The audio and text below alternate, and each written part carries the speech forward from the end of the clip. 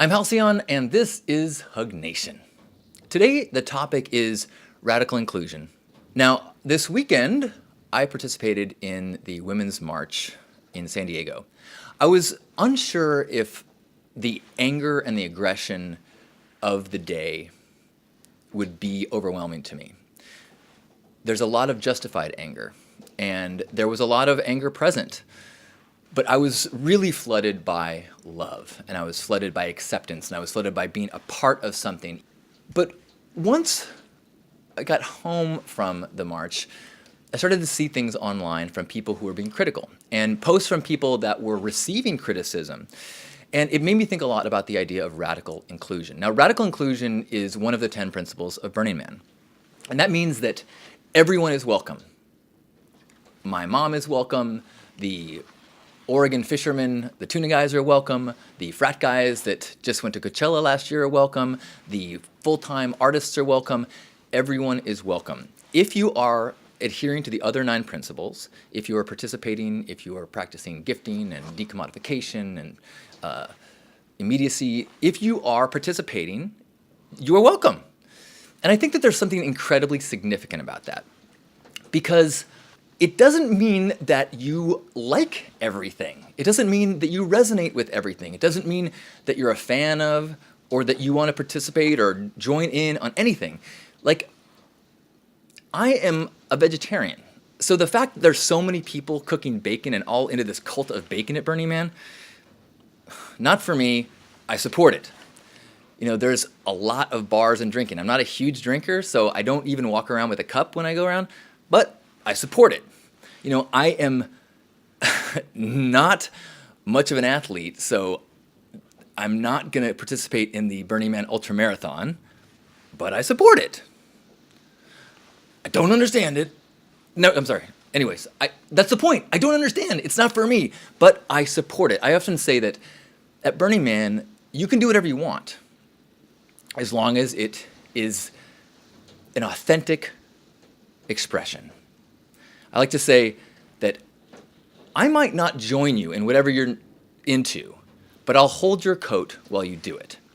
And that vibe, that is one of the few truly unifying and all-pervasive and kind of ever-present traits of a burner. What is a burner? Very hard to say. They don't look a certain way. They don't have a certain kind of job or a kind of money. They don't listen to a certain kind of music.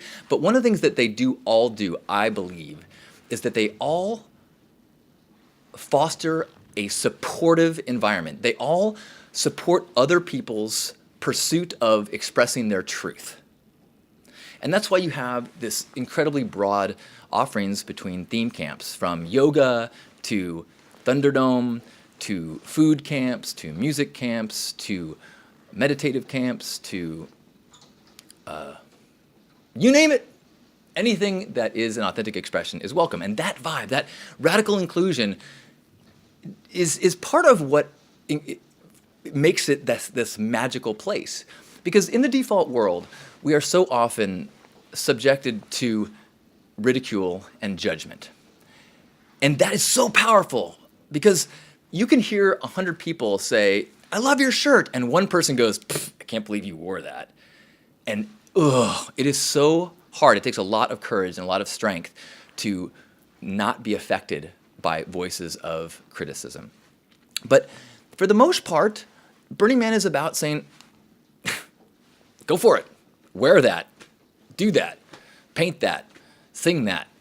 I'm not going to hang out while you do it because it's kind of grating on my ears, or, but I love that you're doing it because you're doing it for you. Yes. Like, I used to ride around on a pink fur bike in the neighborhood around here, and I would get so much, honks and waves and smiles, and every once in a while, somebody would say, yell something from the car, and all of a sudden, all of that positivity and all that joy I was feeling was like, ugh! And it really took so much of my accumulated inner strength to be like, no, I don't care. I am not going to let that affect me. But that takes, I'll be honest, that is hard. Even after practicing it for years and years, it is very hard to take ridicule and judgment and just be like, doesn't matter to me. I don't care. And that's why the voices of dissent and judgment and criticism that I heard after the march and demonstration were so troubling. And it isn't even to say that the judgment and the criticism is unwarranted. You know, at Burning Man, there's a lot of criticism about the fact that it's not a green event. There's all this huge carbon footprint. There's all this burning of things and driving, and it's just like it's a terribly anti-environmental gathering. And that's a legitimate criticism. People are also critical about the lack of racial diversity, and they're critical about the fact that it's inaccessible to people who don't have a certain amount of money. So there's not a good representation of socioeconomic groups. There is, however, an awesome representation internationally, but the point is these criticisms are valid, but I don't like it when I don't like it. I don't think it's productive when those criticisms distract from the rest of the radical inclusion, the rest of the support of radical expression. Because within that place of finding your truth and expressing from your power stance and channeling your what you care about, that gives you a strength that then can be channeled into whatever the causes is that you're called to. Not everybody needs to be an environmental eco-warrior. We need to support each other. We need to support each other as we find our voices. So, as I heard people being criticized for being like white feminists, and it's being said in the same tone as like white supremacists, because there are women fighting for women's rights who are not being inclusive enough with regards to women of color or trans women, or they're not doing enough. They're not including enough. And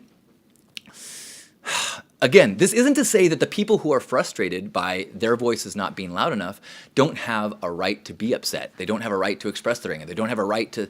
But I find it so frustrating when people who are trying to make progress are criticized for not going far enough. Because the instinct is not to push harder and farther and be louder. The instinct is to be quiet and do less, because that's much easier. And I'm conflicted because, I don't want to tell someone not to be angry or not to express themselves or not to be disappointed, but I think that in terms of the productivity of the voice and the productivity of the sentiment is really hindered. I know that I have had a number of times in the last 6 months where I've felt I've heard people have been critical of me not being inclusive enough, or not doing enough, or not being active enough, or not being vocal enough. And my instinct is not to be like, man, I don't want to disappoint you, I'm going to do more. My instinct is like, God, you can't win. I feel like one of the reasons why this weekend's march was so powerful was because it did include, and it was radically inclusive for whatever people were drawn to. I mean, there was a ton of signs. The signs were incredible. The signs were so brilliant and genius and clever. It really opened me up to the whole art form of sign writing. You have to express something in a finite amount of space, have it hit people and not be, well, I guess it could be either so powerful that people remember it, or so funny they remember it. But there was expressions that many of them were in directions that are not something that I'm super passionate about, or not, that were way more aggressive or angry or hurtful than I would express myself. But I support everyone's right to do so. And someone holding a sign that said something mean about Trump or about, golden showers, I felt like that did not force me to agree with that person.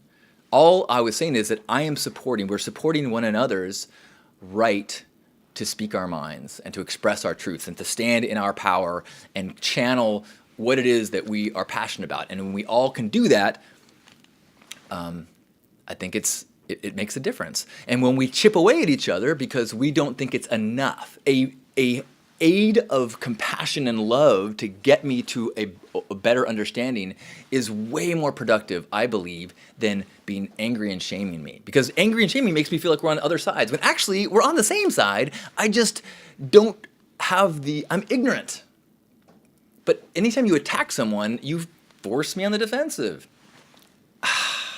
I'm very open to people's perspectives, and I would love a peaceful and loving dialogue to escort me along to be in a more open and loving and healing place, just as like I encourage all of us to be that with everyone. If we can peacefully walk each other home, if we can peacefully walk each other lovingly to less ignorance, that power of that massive demonstration can keep infiltrating in all the little paths instead of dividing the power into fraction groups, which is exactly what the other side or anybody who is against the movements would love to have happen.